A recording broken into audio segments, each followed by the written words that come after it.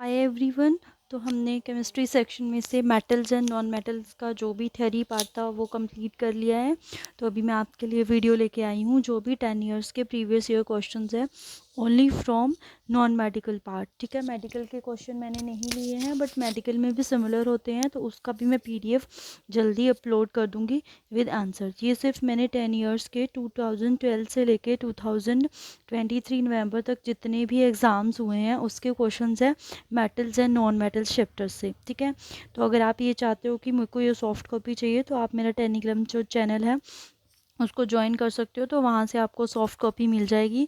तो जैसे ही मैं हर जो भी पीडीएफ है उसको सॉल्व करने से पहले बोलती हूँ तो कि सॉफ्ट कॉपी जो है उसको आप पहले देखो, खुद से सॉल्व करो, देन आपको आइडिया लगेगा कि हाँ आपने कितना जो टॉपिक है वो ग्रैप्स करेगा। तो अगर आप ऐसे चीज़ों को सॉल्व करते हो तो आपके लिए बढ़िया रहेगा। ठीक है, तो अभी स्टार्ट करते हैं।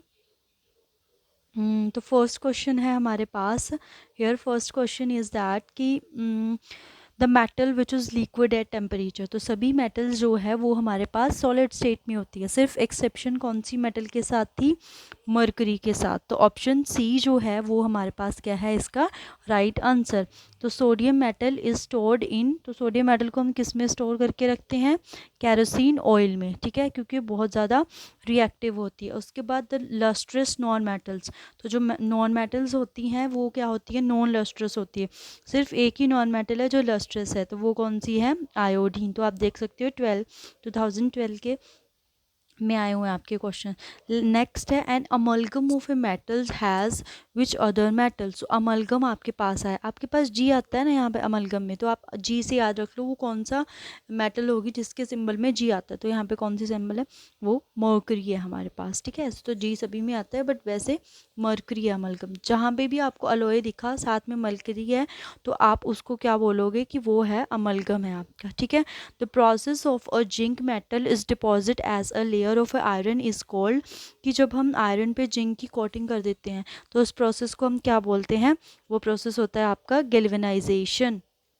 ठीक है, वो प्रोसेस है आपका गैल्वेनाइजेशन।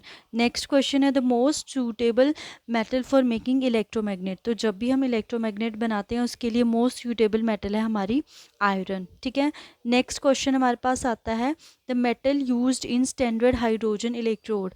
तो स्टैंडर्ड हाइड्रोजन इलेक्ट्रोड है हमारे पास जहाँ पे हम सेल पोटेंशियल वगैरह फाइंड करते हैं, उसके लिए हमें एक स्टैंडर्ड रेफरेंस की ज़रूरत होती है।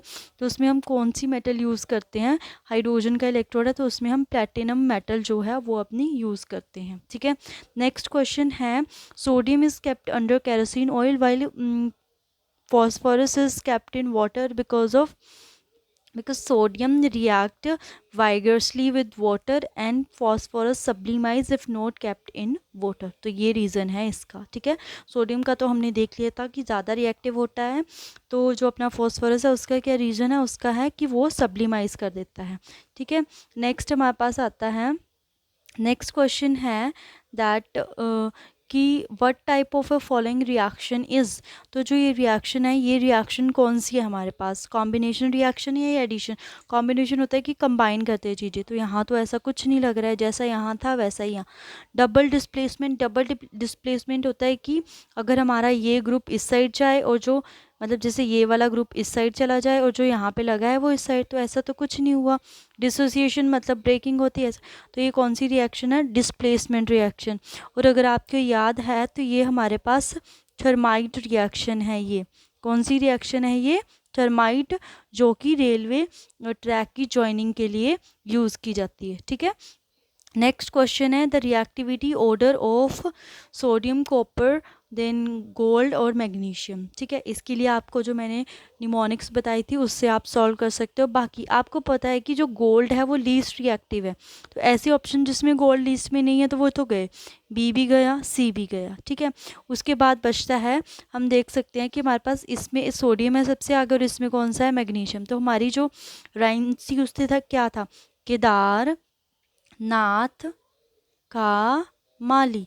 तो हम देख रहे हैं कि सोडियम जो है वो ऊपर आ रहा है, विच मीन्स कि ऑप्शन ए जो है वो हमारे पास क्या होगा इसका राइट आंसर। ठीक है, नेक्स्ट क्वेश्चन है हमारे पास, नेक्स्ट क्वेश्चन क्या है हमारे पास? हमारा when lead nitrate is heated then brown fumes evolve are due to evolution of gas. ये भी बहुत इंपॉर्टेंट क्वेश्चन है कि जो हमारे पास ये ना आपका 23 में भी आया था, ये मैं यहाँ पे लिखना भूल गई, शायद मैंने आगे डाला हो क्वेश्चन। तो हमारे पास है कि जब भी इसको नाइट्रेट को, लेड नाइट्रेट को हम हीट करते हैं तो एक ब्राउन कलर का फ्यूम निकलता है, वो कौन सी गैस की वजह से? वो है हमारे पास नाइट्रोजन डाइऑक्साइड NO2, ठीक है, नाइट्रोजन डाइऑक्साइड। नेक्स्ट है हमारे पास according to activity reactivity series which metal is most reactive, तो कौन सी है? तो हम लाइन्स पढ़ लेते हैं, केदारनाथ का माली, तो का आ गया, का फॉर कैल्शियम, तो calcium is most reactive here, ठीक है। नेक्स्ट क्वेश्चन है हमारे पास व्हाट इज अमलगम, तो अमलगम क्या होता है? अलॉय ऑफ मर्करी, जहाँ पे भी आया मर्करी एंड एनी मेटल, तो आप देख सकते हो 15, 18, 20 में भी आया, तो वही क्वेश्चन कितनी बार रिपीट हो रहे हैं हमारे पास, ठीक है। तो option D is the right answer, हमारे पास डी इसका क्या हो गया? Right answer. नेक्स्ट है हमारे पास स्टेनलेस स्टील कंसिस्ट ऑफ, कि जो हमारे पास स्टेनलेस स्टील है उसमें वो किस किस का अलॉय है, तो हमने ये देखा था ना, तो किस किस का था ये है इसका कार्बन है, क्रोमियम है, निकल है, मैंगनीज है, और क्या हमारे पास? आयरन है, तो option C is the right answer, ठीक है। उसके बाद नेक्स्ट देखते हैं, नेक्स्ट क्या है? ब्लिस्टर कॉपर इज अबाउट, तो मेटल्स और नॉन मेटल एक चैप्टर है ना, जैसे इसमें और का क्वेश्चन आता है या फिर ऐसे सीधे सीधे क्वेश्चन आ जाते, तो ये क्वेश्चन है, ये तो है कि अगर आपने रीड करे हो तभी आप टिक कर सकते हो, ठीक है। तो ब्लिस्टर कॉपर, तो ब्लिस्टर कॉपर क्या होता है हमारे पास? 98% प्योर कॉपर, ठीक है। नेक्स्ट है which of the following is alloy of copper and निकल, तो कॉपर और निकल के अलॉय को हम क्या बोलते हैं? कॉन्स्टेंटेन, ठीक है। उसके बाद एलनिको क्या होता है? एलनिको इसके नाम में ही है, देखो ये किस किस का अलॉय है? ये एल्यूमिनियम का प्लस निकल का प्लस कोबाल्ट का, तो ये तीनों मेटल्स मिलके एलनिको बनाती है हमारे पास, ठीक है। नेक्स्ट है हमारे पास, नेक्स्ट लिखा हुआ है इसने रोज मेटल, तो जो रोज मेटल है ये हमारे पास अलॉय होता है lead plus tin plus bismuth का, ठीक है। तो ये क्वेश्चन ऐसे भी आ सकते हैं कि rose metal is an alloy of which metals, तो लेड टिन एंड बिस्मिथ। उसके बाद है हमारे पास वुड मेटल, तो वुड जो मेटल है हमारे पास, वुड मेटल है वो किस किस मेटल्स का बन के बना है हमारे पास? इसमें है बिस्मिथ, लेड, टिन, ये तो वही रोज मेटल वाला है, बट एक इसमें एक्स्ट्रा आ जाती है, दैट इज कैडमियम, ठीक है। बाकी इसका राइट आंसर कॉन्स्टेंटाइन वाला था कि कॉपर और निकल के बारे में पूछा गया था। Next which of the following transition element is present in vitamin B12 complex, ठीक है। तो ये मैं आपको थ्योरी पार्ट में बताना भूल गई थी, बट ये इंपॉर्टेंट है कि हमारे पास एक होता है हीमोग्लोबिन, ठीक है, हमारे जो जिसकी वजह से हमारा जो ब्लड का कलर है वो रेड होता है, तो हीमोग्लोबिन में कौन सी मेटल होती है हमारे पास? आयरन, ठीक है। एक होता है क्लोरोफिल, क्या होता है? क्लोरोफिल, जिसकी वजह से लीव्स जो है हमारे पास ग्रीन कलर की होती है, तो इसमें हमारे पास मेटल होती है मैग्नीशियम, ठीक है। एक हमारी विटामिन है B12, ठीक है, जिसका नाम है साइनोकोबालियम, विटामिन वाला पार्ट हम अलग से करेंगे। तो इसमें कौन सी मेटल होती है? इसमें हमारी कोबाल्ट मेटल्स, तो ये तीनों ही इंपॉर्टेंट है, तो इसको आप अपने नोट्स में नोट डाउन कर लो, तो ये भी क्वेश्चन काफ़ी बार आया हुआ है, ठीक है। तो इसका राइट आंसर क्या है? विटामिन B12, तो विटामिन B12 का क्या हो गया हमारे पास? कोबाल्ट, ठीक है।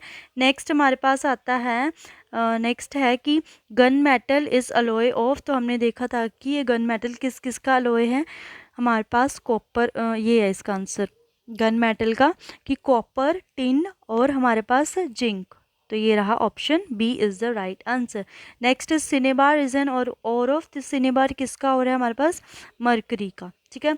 Solder use for welding of electric cable is, वो किस किस का अलॉय था जो सोल्डर था हमारे पास? लेड एंड टिन, तो ऑप्शन सी हमारे पास क्या हो जाएगा इसका राइट आंसर।